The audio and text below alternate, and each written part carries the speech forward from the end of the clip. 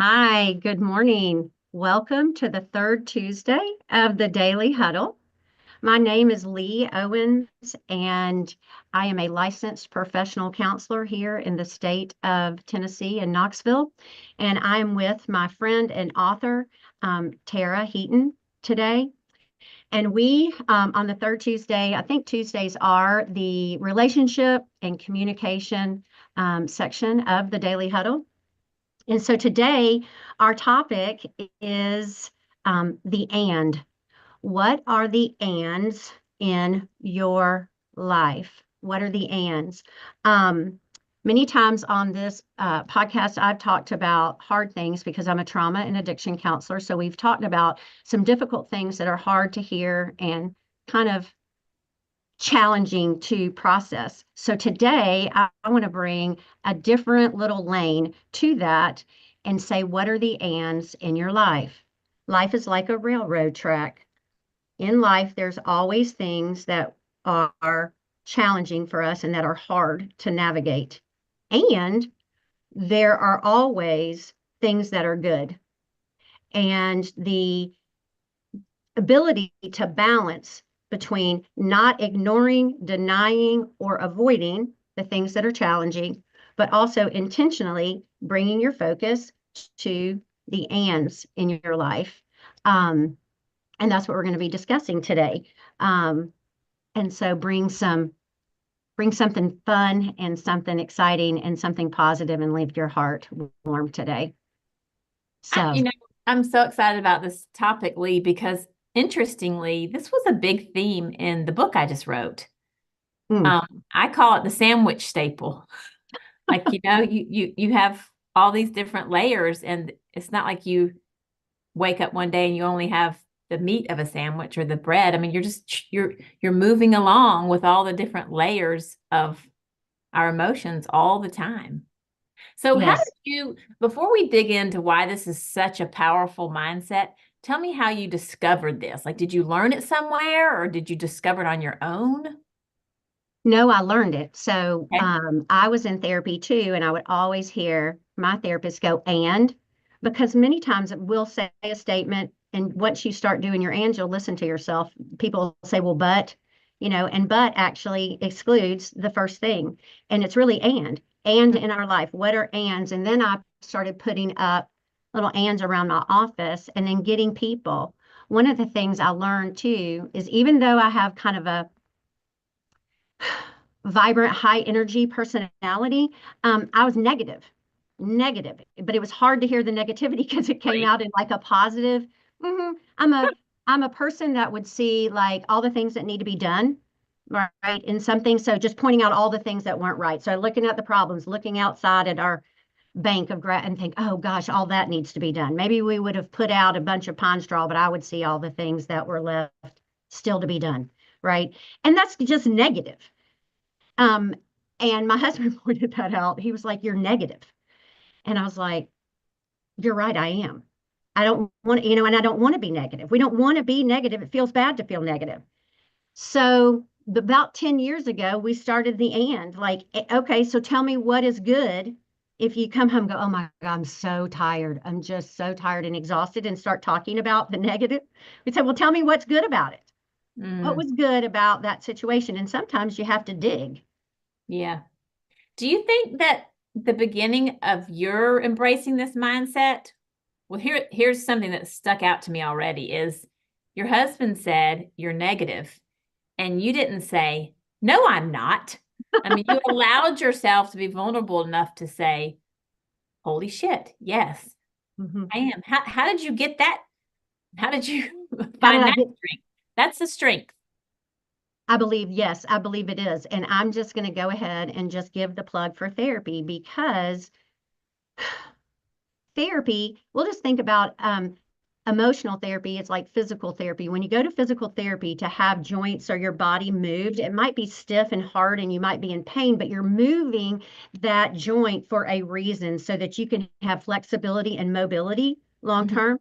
Well, emotional therapy helps people to start talking about focusing on things that initially are painful, right? Mhm. But looking inside ourselves and holding up a mirror to the things that we need to change is absolutely the most liberating thing if we will do it, Yeah. right?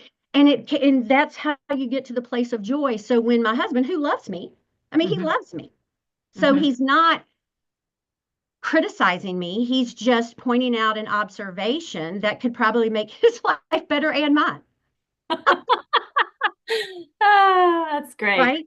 Great. And so, yeah, so I'm going to plug therapy. Therapy helped me to then not be able to have to be defensive. Because when Okay. people are defensive, it's because something struck something that's painful for them. Yeah. Yeah. Hmm. To me, like I've heard so many definitions of vulnerability, but one of them is the ability to grow. And that Mm. means you have to realize that you can grow and change. And And that's hard to do. and that you need to, Hmm. Yeah. So right? I don't want to take us too much off the topic, but No, that's I okay. guess what I'm thinking is before someone can say, "Oh, that's a nice concept," like, how did you get there? And you got there through work and Hmm. allowing yourself to be vulnerable enough and strong enough to see that you can change. Hmm. This is a little bit on my head because I just finished a magazine interview and they asked me about strength and how was I so strong through what I've been through. And I said, I wasn't strong. I was weak. I was Mm. not allowing myself to feel pain. I did not have the strength to do it. That's a Mm. weakness, not a strength to me. So interesting, right? Wow, such a great, beautiful paradox of strength and weakness. Hmm. Yeah. Yeah, huge Um, yes. And okay. that is, So, and and that's, and so here's the and as I like am pondering that, I think it's because you've been through struggle. So when you were asking me, how did I get here to the place where I can use an and really be in it is both really in our suffering, right? You and I have experienced suffering and heartache head on. mhm, And because of that, we've been able to land in this next space. So the ands in people's life just as a perspective, an intentional perspective, because um, we also, like, I read a book by Rick Hanson on resilience and the resilience of humans. And one of the things that he's a psychologist and has written books, you probably Google him, but he says, and I learned the most in his book about that people have a negativity bias of the brain most of the time because we're created and wired right for survival. So we're right. always looking at the things that would be an obstacle or a threat to us physically, emotionally, spiritually, whatever.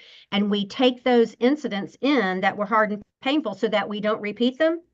And Hmm. then that becomes many times kind of the lens, and maybe that's how I ended up getting a negative lens, right? That negativity bias of the brain. Hmm. So when he was talking about, but there's always good things happening too.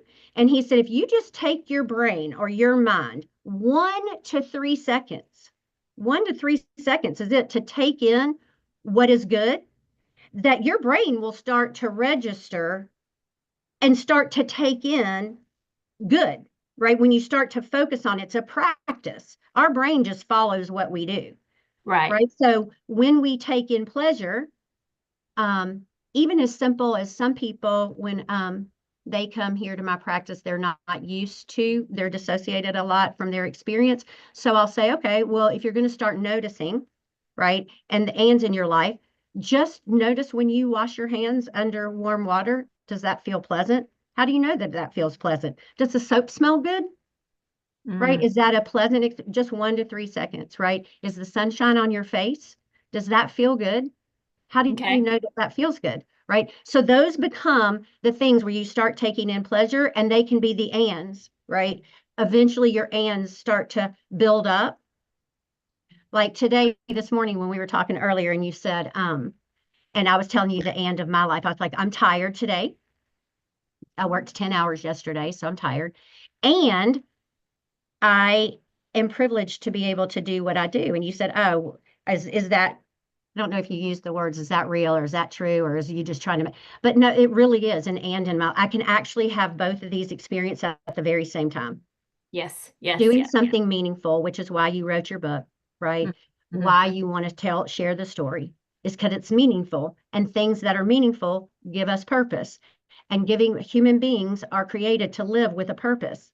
And when we live our purpose, our life is fulfilled, right? So it is an and. I can be really, really tired, and I can also feel very privileged to walk these souls through their challenges into that place of hope. And Yeah. for me, that is fulfilling. So I can feel tired. So those are the ands, and looking at it versus maybe years ago, I would have just said, oh my God, I'm so tired. I would not have even been able to enter into the next piece because I was a singlet, right? Just you can only have one single emotion at a time. You can't have multiple. Yeah. But that's not true. We actually can experience multiple emotions around the same experience, right? And that's parts work, but Yeah. those are the ands. Yeah. I tell you where this conversation really helps me, and it's something that I talk and write about sometimes, is we tend to shame ourselves for having negative emotions and feelings. We Yeah. compare it, I think it's called comparative suffering. Like, Uh-huh. well, I shouldn't feel sad about, I don't know, that I'm not making as much money as I wanted. Things could be so Mhm. much worse for me. People have it so much worse. Therefore, I should not feel this sadness. That's right. And as long as we continue to try to do that, to me, that just feels very stuck, and that could cause negativity. Instead of saying, yes, I'm disappointed in my performance, or Yes. yes, I'm disappointed in, I'm not thinking of a good example, unless That I is a make, great, no, that's a great example because that is um, actually comparison is the thief of joy. And so many people, I hear people in here saying all the time, like they will minimize, and I don't know where we got this, but we will minimize our suffering by saying, oh, well, I shouldn't feel this bad, but that is number one shaming. It's minimizing. So guess what? You really can't actually experience the felt sense of disappointment, which would actually heal you, yeah. right? Right. To feel, yeah, I feel really disappointed, feel that disappointment. And right. And I'm going to use this as a springboard, right, to look in and see what I need to tweak or change in my business model that might help me have a different outcome next month, right? But if you don't allow yourself to feel the disappointment when you really do feel disappointment, like you really feel disappointment, but you don't want to say that you do, and you minimize that, that is where you get stuck. Yeah. This is juicy conversation for me too, because what I'm realizing through our conversation, Leigh, is that I've allowed myself to accept the pain of what's happened to my children, because I tell myself, who would I be if it didn't hurt? But I'm not so sure that I've allowed myself to accept the disappointment that is just totally selfish to me, you know? Mm.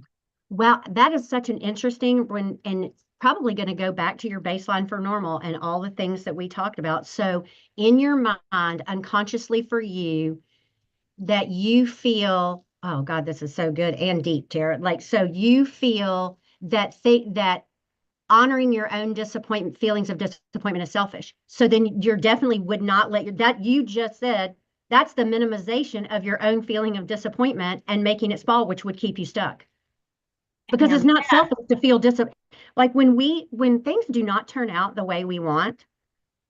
This is what my therapist told me one time. She said, Leigh, if you go to the hairdresser and you get there on a Tuesday and you realize your appointment was Monday and you can't get in for another month, right? You're going to be disappointed and frustrated.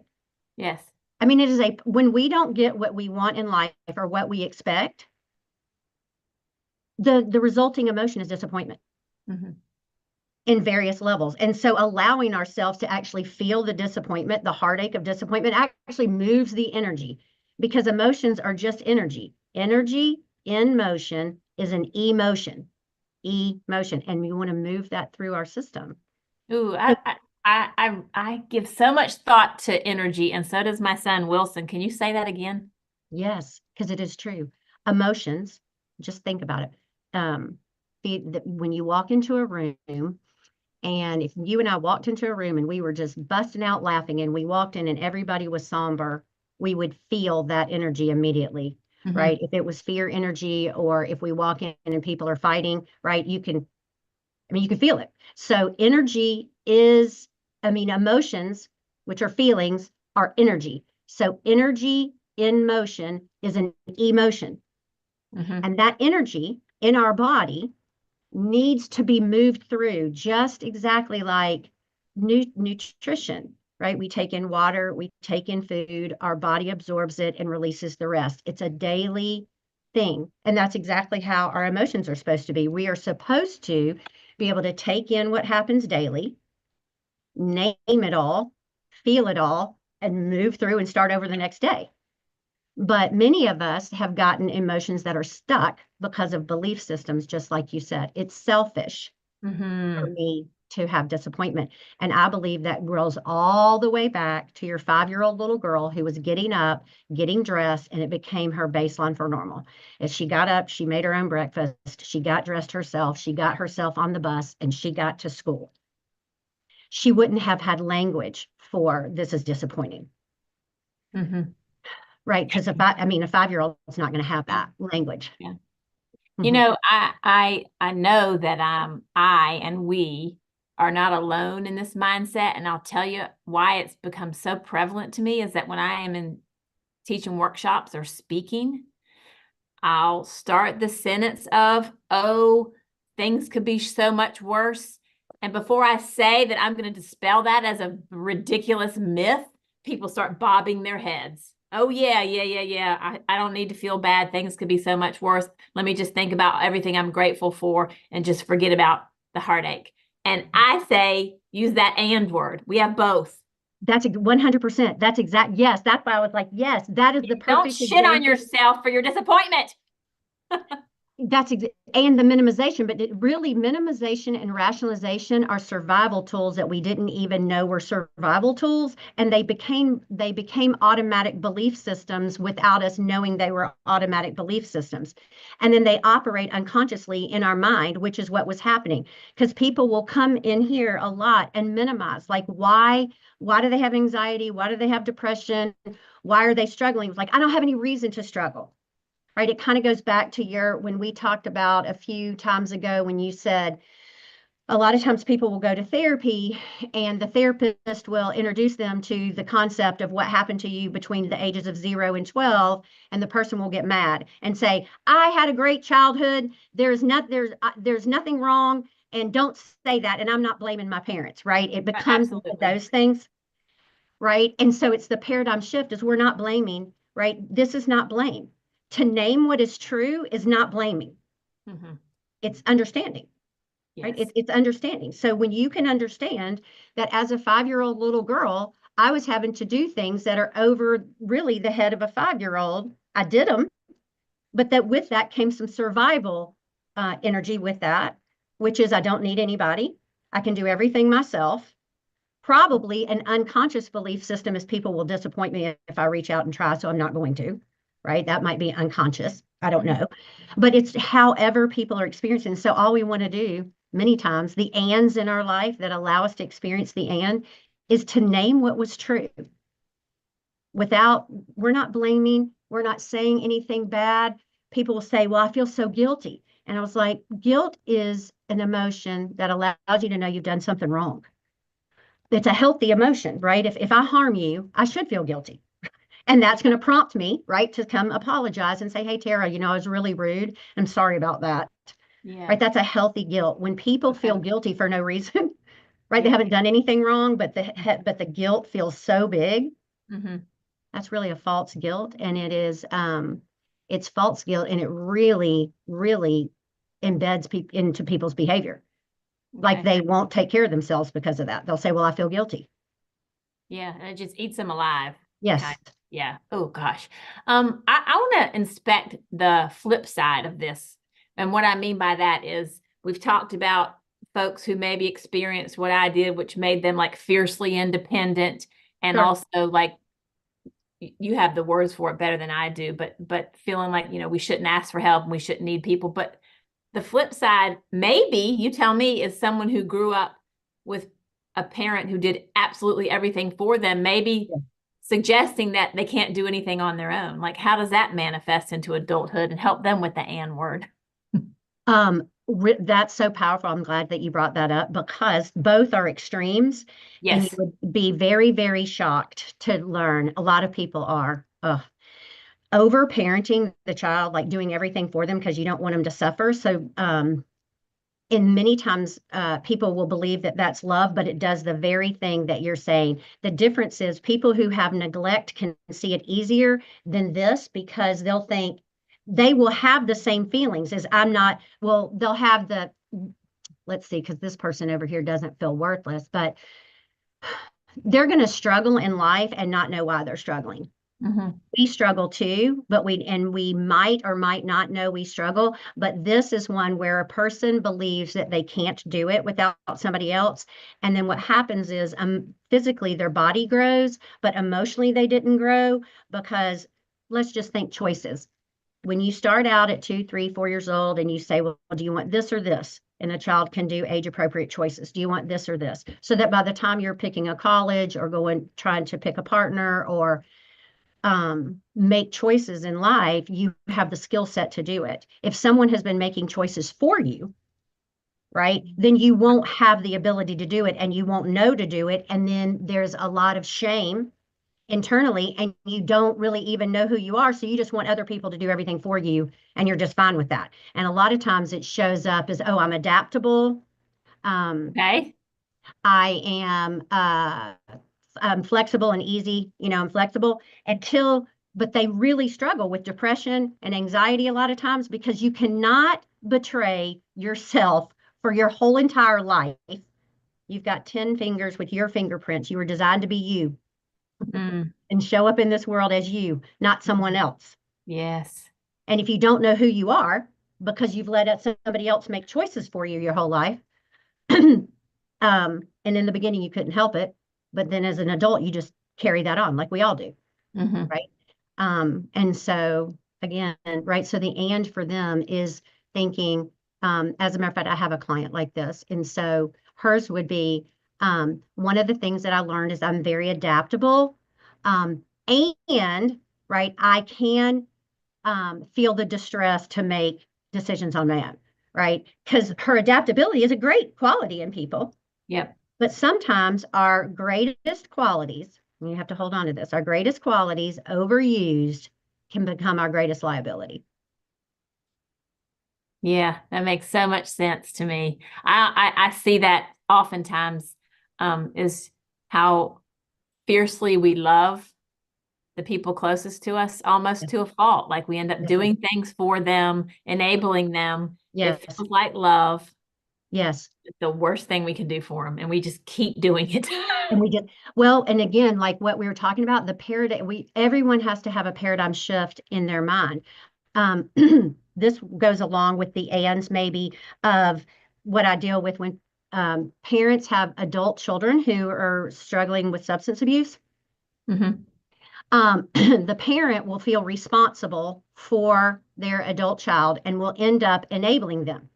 So when I say, well, when you enable them, you are softening, their fall, and you can't do that. They need to feel the fall. They need to feel the pain of their own choices. They'll say, I am not going to kick my kid out.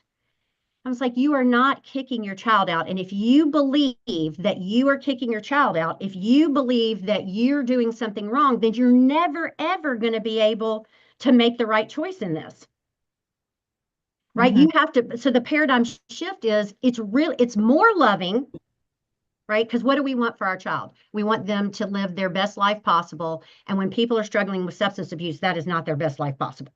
So, um, doing the things that will actually get them to the place where they can be sober, um, is challenging for everybody in there, and their children will be mad at them. Like addicts are going to get mad. When you don't enable them, they're going to get mad at you.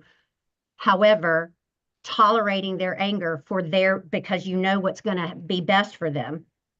Right? I'm not there. I don't know about a lot, but I do know a lot about this, and I'm not wrong. I am not wrong. And I can Yeah. say that, right, as recovering drug addict and alcoholic myself.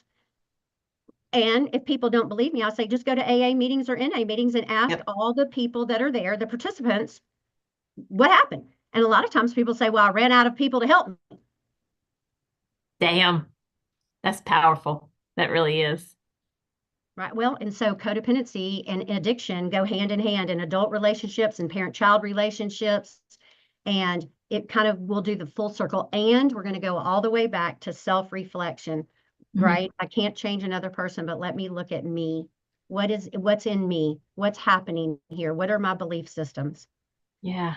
Because I truly believe that kindness and love wins. We have to just define what is kind and unkind and what is loving and unloving. We have to Mhm. redefine that in tough situations that are hard relationally.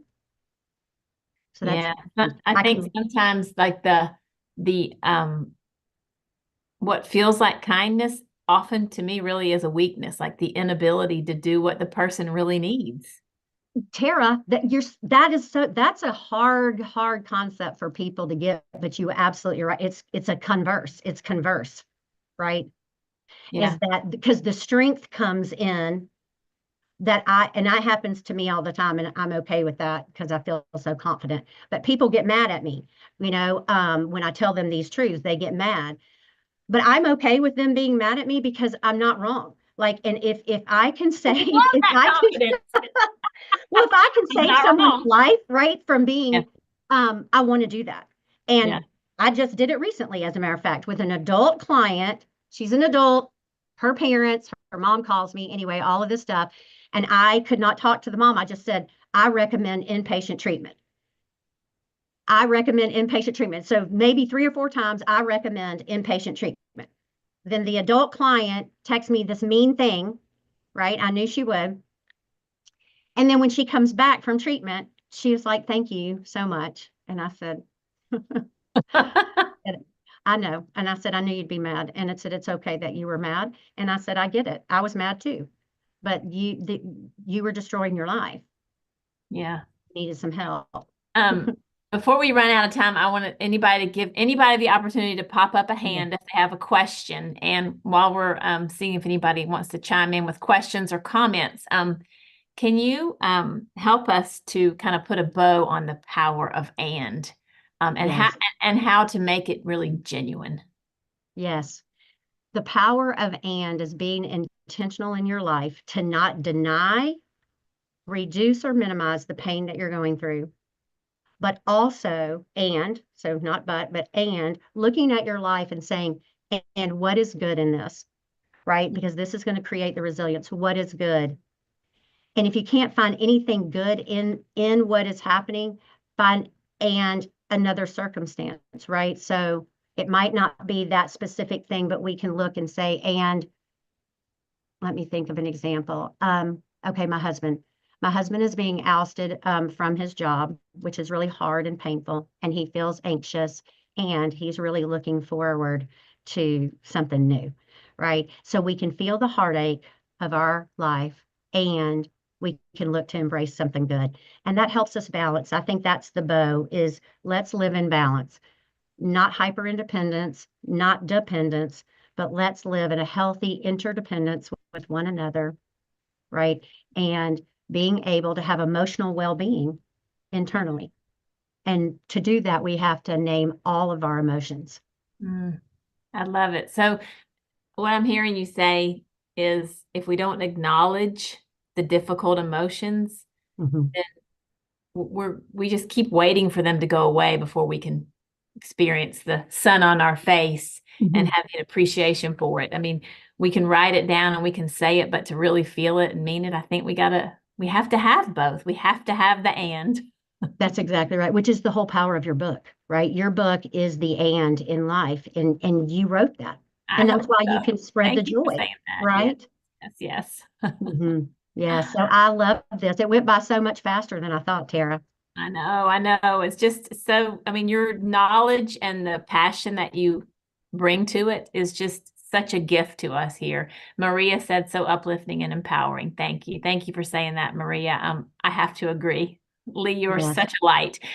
Before you close us out, tell us what your you have established as your purpose in life, because you nailed it today. Oh, my purpose in life is right to be the joyful carrier of hope. Is that what yes, the Yes, joyful yes. carrier of hope in a very dark, dealing with trauma and addiction is dark. But my purpose in life is to help people find the joy and the hope that is within that and on the other side. And if I Mm, didn't believe it was true, I wouldn't do this. Like it would be no point. yeah. But I've lived it. I've lived it. And you're living it. We are living it. We are a living example of how do you navigate challenging and tough situations and find the joy. Mm. Wow. Thank you. Thank you. You're Okay. so encouraging and inspiring. So do you have our tenets handy? I do have our attendance handy. So we're going to close it all up by saying, let's love always, spread love wherever you go, loving kindness, laugh out loud because laughter is the very best medicine. It will also help you to stress less, and we can nourish our body with eating more plants. We can also give our time, our talent, and our resources, the mirror neurons of that come back to us in a very powerful way. Let's sleep at least 7 hours and nourish your body with sleep, and then move it in any way that feels good. So, yeah, Thank make you, it a Leigh. great day. Thank you all for being here with us on the Daily Huddle. This has been Yes, beautiful. thank you so much. Thank you so much. Blessings.